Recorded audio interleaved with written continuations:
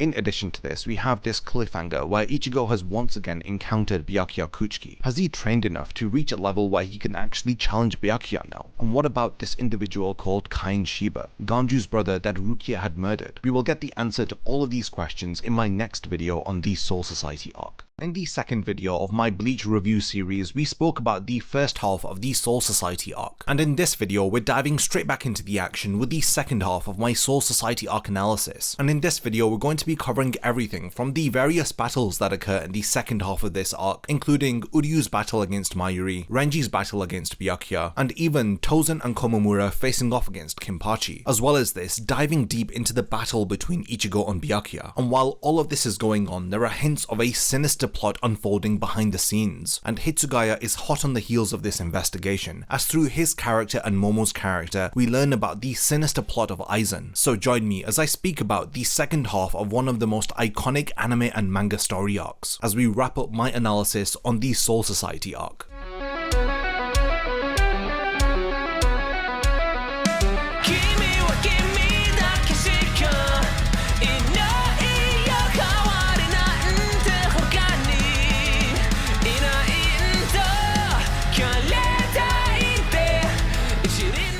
So in this video we're covering material from chapters 117 to 182, which is adapted into episodes 42 to 63 of the anime. This portion of the Soul Society arc spans over 22 episodes and 66 chapters of the manga. So we pick up with where we left off in the last video, with Ichigo confronting Byakuya for the second time. As we know, this encounter is cut short when he is knocked unconscious by Yoruichi. She escapes with Ichigo as she explains that Ichigo has no chance against Byakuya unless he knows the second release of his Zanpakuto, which is referred to as Bankai, and it is an ability that is a prerequisite to become a captain of the Gotei 13. So if Ichigo is to have any chance against Byakuya, then he definitely needs to attain Bankai. And as we know, Renji eventually joins Ichigo in his Bankai training. He also informs him that the date of Rukia's execution has been moved up. From this, we finally catch up with what Orihime and Uryu have been doing during this arc, as the two of them are confronted by the captain Mayuri Kurosuchi. Uryu of course begins his one-on-one battle against the captain. When Mayuri utilizes his Bankai, Uryu is left with no choice but to remove his Sanrai glove. It is a form that echoes and even in some ways foreshadows Ichigo's final Getsuga Tensho ability. In this new form, he is able to defeat Mayuri, but he is unable to actually kill his opponent, thus resulting in Mayuri fleeing from the scene. This portion of the story features a lot of infighting between the actual members of the Gotei 13, as a division begins to form between Shinigami who are adamant upon the rules and order of the Soul Society and thus support the execution of Rukia, while there is another group of Shinigami who disagree with the execution of Rukia and believe that something more sinister is going on. These individuals are of course risking their honor and the titles that they have attained within the Gotei 13. Slowly we see this division form as captains like Kenpachi, Ukitake and Shunsui end up assisting the invaders. While all of this is going on, Hitsugaya is under the belief that Gin Ichimaru was behind the murder of Aizen. The confrontation between the two of them is interrupted by Gin's childhood friend Rangiku. As the execution of Rukia draws nearer, the divisions within the Gotei 13 begin to manifest, as Kenpachi ends up rescuing Ichigo's friends, but he is confronted by Tozen and Komamura, who object to the fact that he is breaking the rules of the Soul Society. Meanwhile, Renji, having completed his Bankai training, attempts to rescue Rukia, but he is confronted by Byakuya. Despite the fact that he has attained Bankai, he is easily defeated by Byakuya, but not before he is able to successfully land an attack against his captain. When Rukia's execution ceremony begins, it ends up being interrupted by the arrival of Ichigo, and he is assisted by two of the most powerful and senior captains of the Gotei 13, Shunsui and Ukitake. After Rukia is successfully rescued, she is taken away by Renji, and thus begins the main conflict of this arc, as the Shinigami begin to battle against each other. After Ichigo defeats 3 lieutenants and clears the way for Renji, he is intercepted by Byakuya Kuchiki, the man who had swiftly taken down Ichigo in the last arc, the individual who stands in his way and supports the execution of his own sister. During this battle, we learn that Ichigo was successful in his Bankai training, as he activates the second release of his Zanpakuto. However, he is still a novice when it comes to this form, as he hasn't learned how to properly utilize his Bankai to its fullest potential. When it comes to the point that Ichigo is about to be killed by Byakuya, his hollow takes over his body. After unleashing a savage and far more powerful barrage of attacks against Byakuya, Ichigo is able to regain control over his body. Ichigo desires to defeat Byakuya on his own terms, without any external help. They appear to be evenly matched until their battle concludes with Ichigo narrowly winning. Of course, during this battle, several other encounters are taking place, including the battle between Head Captain Yamamoto and his 2 senior students, Shunsui and Ukitake. Unfortunately, most of this battle occurs off-screen, but we do get to see some glimpses of it, including the Shikai release of Head Captain Yamamoto. These are 3 of the most powerful Shinigami in the entire series, and in hindsight, I believe that Kubo did the right thing by not unveiling all of his cards at once here. He showed us enough to tease us for their future appearances within the story. As you know, we get to see Head Captain Yamamoto's Bankai in the 1000-Year Blood War arc, as well as the Bankai of Shunsui. In this instance, during the Soul Society arc, we get to see the Shikai release of all 3 of these captains, and it is enough to leave us wanting to see more. Another pivotal and key battle that takes place during this portion of the story is the battle between Captain Soifon against her former mentor Yoriichi. It is an emotional battle, as it gives us a lot of insight into the character of Soifon, and we dive into her past and see how she had adored Yoriichi and had wanted to be like her. That is until Yoriichi had mysteriously one day vanished from the Soul Society and had denounced all of her prior titles. Their battle concludes when Soifon is defeated by Yoriichi utilizing her Shunko ability, and in the end we learn that Soifon's resentment for Yoriichi stems from the fact that she didn't want to be left behind, as she asks Yoriichi why she didn't take her with her. Now, the final portions of the Soul Society arc set up the story for the Arrancar arc and the upcoming story centered around Aizen, as Hitsugaya makes his way to the Central 46 chambers, and he learns the shocking truth that Aizen is still alive, and he had been behind all of the events that are currently taking place within the Soul Society, including being responsible for deciding to execute Rukia, resulting in the Shinigami either being opposed to Rukia's execution or supporting it, because no matter how harsh the sentence is, they believe that they are upholding the law and order of the Soul Society by following an order from the Central 46. After Aizen easily takes down Hitsugaya and Momo, he heads to the execution grounds. We learn that the real reason that he had desired for Rukia to be executed was so that the Sokyoku could destroy Rukia's body, leaving the Hokyoku within her intact. It is revealed that Urahara had buried the Hokyoku deep within Rukia's soul, and the real intention behind Urahara giving Rukia a Gigai was so that it would transform her into a human being, thus resulting in the Hokyoku being forever trapped within Rukia's soul. This was the only method that Urahara had in order to get rid rid of this very powerful object. After revealing that he had killed the Central 46 and had been behind the execution of Rukia, he ends up removing the Hokyoku from Rukia's body. He orders Gin Ichimaru to kill Rukia, but Byakuya, who is badly wounded from his battle with Ichigo, appears and protects his sister in one of the most satisfying moments within the entirety of this series, as we see a change occur within Byakuya's character here, as he has finally learned the errors of his ways, and acts like and fulfills the role of an older brother that he has been neglecting for so long. Of course, Aizen successfully flees from the Soul Society, along with his accomplices Tozen and Gin. The Soul Society arc then concludes by Byakuya apologizing to Rukia, as we learn information about Rukia's older sister who had been married to Byakuya, and how she had regretted that she had abandoned Rukia. Byakuya was ordered by his late wife to find and protect her. We learned that Byakuya had fallen in love with Rukia's older sister, and he had broken the rules and customs in order to marry her, but after marrying her, he had promised to always abide by the rules, and during this early portion in the story, Byakuya was following through with this promise, thus neglecting the promise that he had made to Hisana to protect her younger sister Rukia. After realizing the errors of his ways, he humbly apologizes to Rukia for his actions, and it's a very satisfactory moment that occurs during the end portion of this arc. Another story beat that we see for now have its resolution is Rukia gaining forgiveness from the Shiba family, as she apologizes to both Kukaku and Ganju for the part that she had played in the death of their brother. Kukaku ends up stopping her apology as she states that she is forgiven, revealing that Ukitake had approached the Shiba family and had told them what had happened. They know that Rukia had no choice but to kill Kaien, and it was on his orders that Rukia had acted. His body had been taken over by the parasitic hollow, and there was nothing else that they could have done to save him. And lastly, when it comes time for Ichigo and the others to return to the world of the living, Rukia reveals to Ichigo that she wants to stay in the Soul Society. Ichigo is initially surprised by this, but he quickly regains his composure and remembers that that's where Rukia belongs, within the Soul Society. So the next day, Ichigo and the others gather at the Senkaimon and return to the world of the living, thus ending the Soul Society arc. So it is evident through this summary of about 66 chapters worth of manga material that a lot occurs during this second half of the Soul Society arc. So it's best to start by speaking about the elephant in the room, which is the highly anticipated rematch between Ichigo and Byakuya. Going into this battle, we should know that Byakuya had gone against the rules of the Kuchiki family in order to marry Hisana, and he had also gone against the rules in order to adopt Rukia as his younger sister. But now, during this arc, in order to fulfill his duty as the head of the Kuchiki family, he is abiding by the law and order of the Soul Society, even if it means the death of his younger sister. He states that because the Sokyoku has been destroyed, he will kill Rukia himself. Ichigo is in direct opposition to the cold-hearted nature of Byakuya. At this point, we don't really know the context or the reason behind why Byakuya is so adamant on Rukia being executed. Like Ichigo, we wonder how on earth is it that an older brother wouldn't care enough to save his sister. Byakuya's resolve is in direct opposition to the resolve of Ichigo, and as I mentioned in the last video, one of the key themes around this arc is the theme of resolve, having the conviction to follow through with one's resolve, even if it means you are up against impossible odds. Up until this battle, Byakuya has been portrayed as a very stoic and stern character, but through this encounter we see Ichigo bring out more emotion from Byakuya's character, as we see a different side to him. We know that this battle ends with Byakuya being defeated and him finally acknowledging Ichigo. This is in stark contrast to his behavior and mannerisms at the start of their battle, where he states that he won't even need to use his Bankai in order to defeat Ichigo. After having decided to kill Ichigo and Rukia himself, he was confident that Ichigo could do nothing to change his mind. You can see that Byakuya's character had discarded his humanity in the pursuit of this belief that law and order is absolute. Ichigo proves to be more of a formidable opponent than Byakuya had anticipated, which results in him contradicting himself as he actually utilizes his Bankai against Ichigo. During this battle, Byakuya quickly learns that Ichigo is no longer that naive and inexperienced boy that he had encountered in the Substitute Shinigami Arc. During their first encounter, Ichigo had the resolve to protect, but he didn't have the strength and power to back this up. But now, during this encounter, Ichigo is able to stand toe-to-toe with Byakuya. His intense training has resulted in him having the power to back up his resolve. You can see the visible shock in the face of Byakuya when Ichigo reveals that he has a Bankai of his own. Byakuya definitely has a superiority complex here, as he deems Ichigo not to be worthy enough to have attained a Bankai, especially in such a short period of time. Byakuya's logic here is that only the most experienced Shinigami can attain Bankai, even within the noble families who are born with exceptional spiritual pressure. An individual attaining Bankai is only seen once every few generations, and of those few people who do attain Bankai, they have always been remembered as some of the greatest Shinigami within the history of the Soul Society. The significance and the importance of Bankai is emphasized by Byakuya. He compares the honor and respect that comes with the second release of a Zanpakuto to Ichigo, who had gained the powers of a Shinigami by borrowing them from Rukia. Byakuya assumes that Ichigo is still utilizing Rukia's borrowed Shinigami powers. He is unaware that Ichigo has his own Shinigami powers. It is at this point that we know that Byakuya knows very little about his opponent, and this is due to his own hubris and ignorance. He had looked down on Ichigo and had not deemed him to be a worthy adversary, and it is because of this and several other reasons that Byakuya was eventually defeated by Ichigo. Byakuya believes that Ichigo has violated the pride of the Soul Society several times. Firstly, by interrupting the execution ceremony of the Soul Society, and secondly, by transforming into this form that he believes is not worthy enough to have been called a Bankai. Ichigo questions the pride and honor that Byakuya feels for the Soul Society and as a Shinigami himself, and he questions if it is because of this pride and honor that he is willing to allow Rukia to be executed. Then if that is the case, then Ichigo will step on Byakuya's pride in order to defeat him, and it is for this very reason that Ichigo had obtained Bankai, so that he could defeat Byakuya and show him the error of his ways. Ichigo, similar to Byakuya, is an older brother, so he knows all too well what it feels like to have a younger sibling that you need to protect. And in this sense, could you ever see Ichigo willingly allow the execution of one of his sisters? When you think about it like this, you know completely why Ichigo is opposed to Byakuya, and everything that he stands for during this battle. The desire and beliefs of our protagonist are reinforced during this battle. For the sake of fulfilling his desire to protect his loved ones, Ichigo will battle against anyone or anything. After Ichigo rejects help from his inner hollow, we come to the end portion of their battle. At this point, Byakuya has learnt a lot more about Ichigo, and it is evident that he has gained some newfound respect for him. He even gives a response to Ichigo's question about why he isn't trying to save Rukia. He had supported the execution of Rukia because he believes that an individual who commits a crime must suffer their consequences, even if it means that their punishment is to be sentenced to death, because those are the rules. Ichigo disagrees with following the rules if it means that lives will be lost, especially if that life is your own sister. Byakuya refers to the sibling bond as a foolish notion. Byakuya reveals his level of maturity here, as he states that he is not going to give in to his personal emotions. Even if the law is opposing his own family, he will stand beside it. As a leader of one of the four great noble families, Byakuya is a role model for all other Shinigami. If he is seen to be not obeying the law and order of the Soul Society for his own personal reasons, then what will stop the other Shinigami from doing the same? But Ichigo, who is still adamant in his resolve, states that if he was in Byakuya's position, then he would fight against the law and order of the Soul Society in order to protect his sister. Ichigo's persistence ends up paying off, as Byakuya concedes defeat. At this moment, Byakuya realizes that Ichigo didn't hold anything personally against Byakuya. He was in opposition to the rules of the Soul Society. Ichigo's words and actions remind Byakuya of Rukia's former lieutenant, Kain Shiba. The battle between Ichigo and Byakuya was not a personal one. It was a battle between two resolves, two ideals, two opposing beliefs, and in the end, the individual who had proven to have the stronger resolve had won. And like I mentioned earlier, this results in a change in Byakuya's character, as he finally takes up his role as a older brother, and he protects Rukia from being killed by Genichimaru. Now, moving on from the battle between Ichigo and Byakuya, the Soul Society arc has one consistent element that makes us heavily invested within the story. From the beginning to the end of this arc, Kubo has well-established stakes. If the characters that we are following do not succeed, then the consequences are that Rukia will be executed. These are the stakes that Kubo firmly establishes within the story. The pressure is always turned up a notch, as Kubo constantly reminds us of Rukia's execution. And there are several instances where her execution is rescheduled, and it is brought nearer and nearer. This of course results in the reader fearing for the worst, that our characters are not going to be prepared in time. This results in pressure being put on Ichigo and his friends to accomplish the impossible sooner than expected. The tension and the stakes continually build until the moment of Rukia's execution, where it appears that she has accepted her fate after much pondering, and she is content with facing the punishment for her supposed crimes. Rukia's character is left in solitude for the majority of this story arc, where she is left with only her own thoughts. This strong character that we see at the start of this story is gradually broken down, as she is made to confront her guilt from the past. In addition to her lending her powers to Ichigo, Rukia has another guilt, and this stems from the belief that she holds that she was responsible for killing her former lieutenant Kain Shiba. This unrelated incident from decades ago adds to Rukia's feelings of guilt, as she begins to accept that she is a criminal who is not worth saving, nor is she worth dying over, and this is why she had difficulty accepting that Ichigo and his friends had arrived to rescue her. She believes that she had done wrong by killing Kain, and when we see the flashback during the second portion of the Soul Society arc, we learn about why the death of Kain is pivotal to the underlying theme of the Soul Society arc. As Rukia gives up on herself and gives in to her feelings of guilt, she loses all resolve for continuing willing to live, but Ichigo refuses to give up on Rukia even if she has given up on herself. As soon as Rukia's execution ceremony begins, Kubo masterfully builds attention, up until the final moment when the Sokyoku is about to execute her, and you begin to question whether if Ichigo is going to make it in time or not. He appears out of nowhere. When Ichigo appears here, it is for the first time in quite a while, as we have been following the events of the other characters during this story arc, like the battle between Renji and Byakuya, the backstory of Kain Shiba, and the fight that takes place between Tozen and Kumamura versus Kenpachi. Our patience is rewarded with the arrival of a very confident and cocky Ichigo, as we can only assume that he has been successful with his Bankai training. There are a couple of instances where Ichigo's actions and mannerisms are reminiscent of the late Kain Shiba. There's an instance where Rukia is reminded of Kain through Ichigo's smile, and like I had mentioned earlier, Byakuya was reminded of Kain towards the end of their battle. This adds to the significance of this character, who only appears briefly during a flashback during this arc. Of course, it isn't until later on in the story that we learn that Ichigo is a descendant of the Shiba family through his father, but these instances are excellent moments of foreshadowing that hint at this revelation that we get later on. Rukia regains a hope to continue living when she realizes that there are several individuals who are opposed to her execution. She is shocked to witness Captain Ukitake and Shunsui assisting Ichigo, and she is further stunned to see how powerful Ichigo has become in such a short period of time. Our protagonist had gone through these lengths because he owes a debt of gratitude to Rukia. Without her, he would not know what it feels like to have the power to protect. This is something that he had sought for ever since the death of his mother. His own weakness and his inability to protect his loved ones had led to his frustration. But after Rukia had entered into his life and had allowed Ichigo to borrow her Shinigami powers, she had effectively, in Ichigo's own words, saved his life. He had believed that he was destined to be powerless, but because of Rukia, Ichigo's own Shinigami powers were activated. It is because of her that he had become a Shinigami. This giant debt of gratitude had to be repaid, and there was no way that he was going to allow Rukia to be executed because she had helped him. Now, I want to go back and speak about several other significant moments that occurred during this arc. Starting off with the battle between Uryu and Mayuri. Through this battle, we learn about the sinister nature of Mayuri. At the beginning of their encounter, he introduces himself by blowing up members of his own division in order to hurt Uryu and Orihime. Despite being a Quincy, Uryu is disgusted by the fact that Mayuri would kill his own men, even if they are Shinigami. The battle between Uryu and Mayuri quickly turns personal when Mayuri reveals that he had done extensive research on the Quincy race, and it isn't before long that we learn that one of the Quincy that Mayuri had experimented upon was indeed Uryu's late grandfather, Soken Ishida. We know that at the end of this battle, Uryu ends up losing his Quincy powers when he removes the Sanrei glove. During this encounter with Mayuri, Uryu demonstrates his pride as a Quincy as he seeks to avenge the death of his grandfather. The captain continues to demonstrate disregard for his subordinates during this battle, as he puts his lieutenant in harm's way and even injures her just so that he can land an attack against Uryu. Mayuri's twisted actions not only stun and shock Uryu, but us as the reader. During this part of the story, Mayuri is portrayed as a detestable monster, and Kubo does an excellent job of villainizing his character. Uryu, who had played a minor antagonistic role in the prior arc, is now a character that we are rooting for to win, and it is through this battle that Uryu's character had really started to grow on me, and his battle here was an excellent way to kick off the second half of the Soul Society arc, when Mayuri had insulted all of the Quincy victims that he had experimented upon, and had ridiculed his Quincy test subjects for expressing their pride as Quincy. During this encounter, we learn a bit about Uryu's relationship with his father, as we learn that his father Ryuken had denounced the way of the Quincy, stating that his effort should be spent on studying to save the living, not to protect the dead from hollows. In response to his father's disdain for Quincy, Uryu had confided in his grandfather, as he had told him that he desired to become a strong Quincy so that he could protect others. Ever since he was a child, Uryu had desired to become stronger so that he could convince his father that there is meaning behind being a Quincy. Uryu's grandfather had told him that one day he would understand why his father hates the Quincy so much, and this is clearly foreshadowing the events of the Thousand Year Blood War arc, which is a storyline centered around the Quincy invading the Soul Society, and their leader Yuhabak trying to rid reality of this concept of death. We can see the themes of the final story arc being foreshadowed so early on. During this flashback that occurs here, we learn about the Sanrei glove, the very glove that Uryu had utilized in his training prior to arriving to the Soul Society. After training with it for 7 days and 7 nights, a Quincy will reach the peak of their power, but Uryu was warned that once the Sanrei glove is won, it can never be taken off, because once it is removed, that individual will lose all of their Quincy powers. powers. But in order to face off against Mayuri and to avenge the death of the Quincy, Uryu was left with no choice but to remove the Sanrei glove. But by doing so, Uryu transforms and he has an incredible increase in his Quincy powers. But the price that he will pay for doing so will be that he will lose his Quincy powers. I mentioned this earlier, but you can see that this form that Uryu transforms into reminds me of Ichigo's final Getsuga Tensho, how Uryu's Quincy bow becomes a part of his arm, similarly to how Ichigo's Zanbakuto had joined onto his arm in his final Getsuga Tensho form. And as we know, Mayuri is ultimately defeated by Uryu, and before Uryu can progress further, he is captured by Tozen and imprisoned, thus bringing an end to Uryu's involvement within the Soul Society arc. I do believe that he could have played more of a significant role within the story, but I'm not complaining because the battle between him versus Mayuri was incredible, and it's definitely one of my favourite fights that occur within the Soul Society arc. This is because of the backstory behind it. It was incredibly personal for Uryu. After witnessing Mayuri's deplorable acts, we want to see him defeated. Now moving on from this, I want to speak about another character who plays a significant role within the shadows of this arc. I am of course speaking about Captain Hitsugaya. In the first part of the Soul Society arc analysis, I spoke about how Hitsugaya had warned Momo about keeping a close eye on Captain Genichimaru, and this was prior to the murder of Aizen. The death of a captain deeply impacts Momo, as she immediately suspects Gin. We know that she had attempted to attack him, but Gin was defended by his own lieutenant Izuru Kira. When Momo and Kira are taken away, Hitsugaya has a moment alone with Gin. Hitsugaya believes that if he didn't intervene, then Gin would have surely killed Momo. We are aware that Momo is one of Hitsugaya's childhood friends. Despite his short stature, Hitsugaya is an individual not to be taken lightly, and he isn't the type to mix his words, especially when it comes to the safety and well-being of the people that he holds dear to himself, his childhood friend Momo being one of them. During the latter portion of this arc, we are aware that Momo's character is manipulated, as there is an instance where she even accuses Hitsugaya for the murder of Aizen. These suspicions are credited to Aizen firstly making Momo infatuated with him, and secondly through the letters that he had left behind for Momo, where he had portrayed Hitsugaya in a negative light. He had written that Hitsugaya was behind the execution of Rukia, so that he could steal the Sokyoku in a plan to destroy the entire Soul Society. Now, as far-fetched as all of this sounds, Momo completely believes it. She ends up believing that Hitsugaya may well have been responsible for the murder of Aizen, somebody who she looks up to. The reveal at the end of the arc that Aizen was still alive takes a lot of people by surprise. There is one individual, however, who is suspicious from the very beginning, and that was Hitsugaya, and in some ways you could say that he is the true MVP of this arc. Hitsugaya is against the execution of Rukia because he believes that Genichimaru will utilize the Sokyoku for his own evil doing. Hitsugaya decides to appeal the execution of Rukia, so along with Rangiku he visits the chambers of the Central 46, where he discovers that all of its members have been murdered, and it is here that Aizen's grand plan is revealed, as he impales Momo and swiftly takes down Captain Hitsugaya. The betrayal of Aizen, Gin and Tozen is revealed to the entire Soul Society. After Aizen leaves with his accomplices, a very touching moment occurs between Rukia and Ichigo, right at the end of the Soul Society arc. In chapter 181, Ichigo assumes that Rukia is going to leave with them back to the world of the living, but she tells him that she has decided to stay within the Soul Society. This scene that occurs between Ichigo and Rukia is an example that I always cite whenever I want to convince others that Kubo is a master at visually depicting his story. With little words and through his drawings, we can see the emotions and the expressions of the characters. Upon hearing Rukia's response, Ichigo is initially surprised, and you can see this through the way that Kubo draws Ichigo's mouth here, and the panel immediately after it being a flashback of when Rukia was taken to the Soul Society by force, and when she had tearfully told Ichigo not to follow her. He is glad that at least she is now not being forced to go to the Soul Society. She is willingly wanting to be here. Upon this realization, he smiles, and states that if that's what she really wants, then that's the best thing for her. You can tell that a solid friendship has formed between these two characters, and they deeply care for one another, and this is shown through the way that Kubo visually depicts this moment. With such little words, we visually learn so much through this interaction. After Rukia reveals her intentions to stay within the Soul Society, there is a brief pause between the two of them. There is that initial surprise from Ichigo, and then there is that relief that he feels, that happiness that Rukia has actually decided to stay in the Soul Society and wasn't forced to. After this, Ichigo remembers the reason why he had wanted to save Rukia, because it was thanks to Rukia that the rain had stopped falling onto Ichigo's world. The rain representing Ichigo's sadness, and how after Rukia had given him power, his sadness was alleviated. Fate and destiny is heavily implied between the bond that Ichigo and Rukia share. Rukia giving Ichigo the power to protect had changed his destiny. That fateful encounter had resulted in Ichigo gaining the power to protect, and thus altering the course of his life. So with the ending of the Soul Society arc, Sosuke Aizen becomes the main main antagonist of the story. Through the finale of the arc, we learn about how Urahara and Aizen appear to be linked by this tool called the Hokyoku, and it is a concept that is heavily explored within the next story arc of Bleach. As you already know, the Soul Society arc is regarded as one of the best shonen story arcs for good reason. It is praised for how it introduces us to this unique cast of characters called the Gotei 13, and how it expands upon the lore of Bleach by introducing us to an entirely new realm, and all at the same time it delivers to us a story that keeps us gripped to the edge of our seats. Each of the captains of the Gotei 13 have their own stances and beliefs about the execution of Rukia. In my opinion, the story definitely has an air of unpredictability, whether if this is characters unveiling their abilities, or unexpected plot twists and plot lines that are about to unfold. The most important aspect that Kubo remembers during this portion of the story is convincingly giving Ichigo growth in terms of his training so that he is on par with the captains of the Gotei 13. We see Ichigo realistically grow stronger with each step, as he gains acceptance from his Zanpakuto during his battle against Kenpachi, and how Yoriichi assists him with his Bankai training. All of this culminates in Ichigo finally being able to stand toe-to-toe against Byakuya, but despite the growth that he has undergone in terms of strength and power, he is still no match against Aizen, who easily defeats Ichigo with one hand. So despite the growth that Ichigo has undergone, he is still not strong enough to face off against the antagonists of the next story arc. So now that we have spoken about the entirety of the Soul Society arc, in the next video we will begin my analysis of the largest Bleach story arc, which is of course the Arrancar arc. It had begun in 2005 with chapter 183, and had concluded in 2010 with the release of chapter 423. It had ran for a total of 5 years. Unlike the Soul Society arc, I will be breaking up my analysis of this very large portion of the Bleach story in several parts, beginning with my first video, which will cover the Arrancar Invasion of Karakura Town. Welcome to the 4th video in my Bleach review series, and in this video we're covering my favourite portion of the Bleach story, which is the Arrancar Invasion of Karakura Town, which serves as the first section of the Arrancar arc. In this story arc, we are introduced to several new concepts in the form of Arrancars and Vizards. Through the Arrancars, we are introduced to a brand new group of characters called the Espada, and of course through the Vizards we are introduced to Hirako Shinji and his group of Vizards. I love this story arc because we return to the familiar environment of Karakura Town. This urban setting is disrupted by the arrival of the rebellious Arrancar, who effectively spray paint Karakura Town with their spiritual pressure. There are 3 waves in which the Arrancar invade Karakura Town. The first involving Yami and Ukiura, the second being the unauthorized invasion by Grimmjow and his Fraction, while we know that the third and final invasion by the Arrancar serves as a diversion, distracting Ichigo and the others while allowing Ukiura to intercept Orihime and to threaten her. So with all of this external conflict going on, Ichigo too is dealing with an internal conflict of his own. We had brief glimpses of Ichigo's inner hollow during the Soul Society arc, but during this arc his inner hollow returns and tries to assume control over Ichigo. Ichigo is unable to fight and to protect his loved ones because of the disruptions of his inner hollow, the same inner hollow that he had rejected during his battle against Byakuya. During this portion of the story, we learn that Ichigo isn't going to be able to get rid of his inner hollow so easily. So while also combating the threat of the Arrancars, Ichigo has to find a way to overcome his fear of his inner hollow and to subdue it so that he remains in control. As you already know, I love this portion of the story, and with all of these story beats simultaneously unfolding, there is plenty to discuss. So without further delay, let's get into my analysis of the first third of the Arrancar arc, the Arrancar Invasion of Karakura Town.